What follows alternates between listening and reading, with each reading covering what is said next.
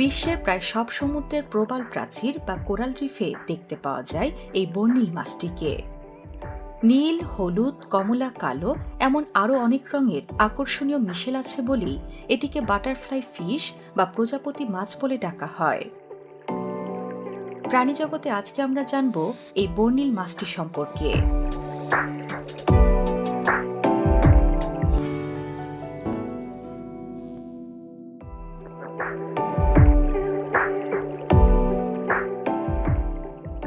Butterfly fish গ্রীষ্মমণ্ডলীয় অঞ্চলে প্রবাল প্রাচীরগুলোর আশেপাশে বসবাস করে।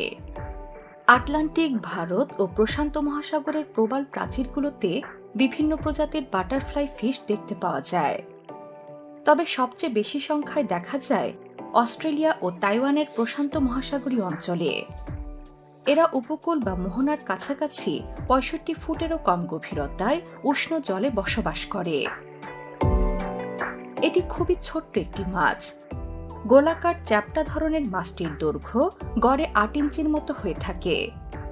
বাটারফ্লাই ফিশের মোট ১২৯টি প্রজাতি আছে, যার প্রতিটিকে রং ও আকৃতি দিয়ে আলাদা করা যায়।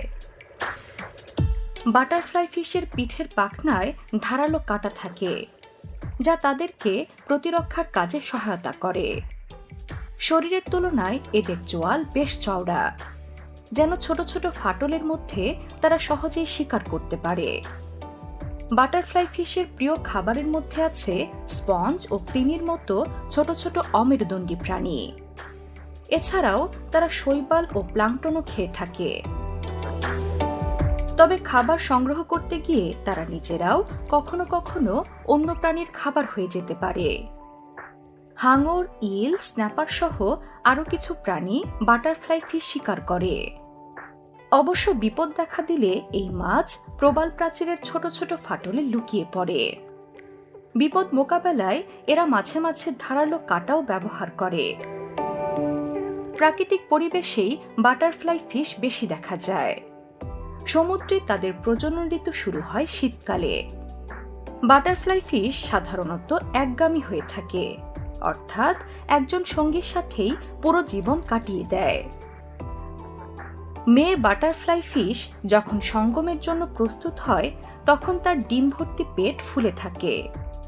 পুরুষ বাটারফ্লাই ফিশ পেছন থেকে এসে মেয়েটির পেটে আলতো করে ধাক্কা দেয়।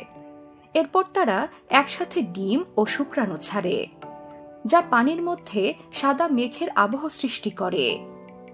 ডিম ও শুক্রাণু নিষিক্ত হওয়ার পর বাচ্চা ফুটতে সময় লাগে ২৮ থেকে ৩০ দিন। শিশুদের বড় করে তোলার ব্যাপারে বাবা মা কোনো ভূমিকা পালন করে না। শিশুরা একা একাই বড় হয় এবং ১ বছরের মধ্যে এরা প্রাপ্তবয়স্ক হয়ে ওঠে। মানুষ বাটারফ্লাই ফিশকে কখনো খাবার হিসেবে গ্রহণ করেনি বলে এটি জেলেরাও কম শিকার করে। তবে সৌন্দর্যে আকৃষ্ট হয়ে অনেকে এটিকে পোষ্য হিসেবে গ্রহণ করেছে। এটি রাখা হয় ৬০ থেকে ১৫০ গ্যালনের অ্যাকোরিয়ামে ৭২ ডিগ্রি ফারেনহাইট তাপমাত্রায়। অ্যাকোরিয়ামটিতে প্রচুর লুকানোর জায়গাও থাকতে হয়। এই মুহূর্তে পৃথিবীতে কতগুলো বাটারফ্লাই ফিশ আছে তা সঠিকভাবে জানা না গেলেও এর অস্তিত্ব হুমকির মুখে নয় বলে জানিয়েছেন প্রাণীবিজ্ঞানীরা। স্বাভাবিক অবস্থায় বাটারফ্লাই ফিশ ৫ থেকে ১০ বছর পর্যন্ত বাঁচতে পারে। পৃথিবীর বৈচিত্র্যময় প্রাণীদের সম্পর্কে নানা বিস্ময়কর তথ্য জানতে সাবস্ক্রাইব করুন প্রাণীজগৎ।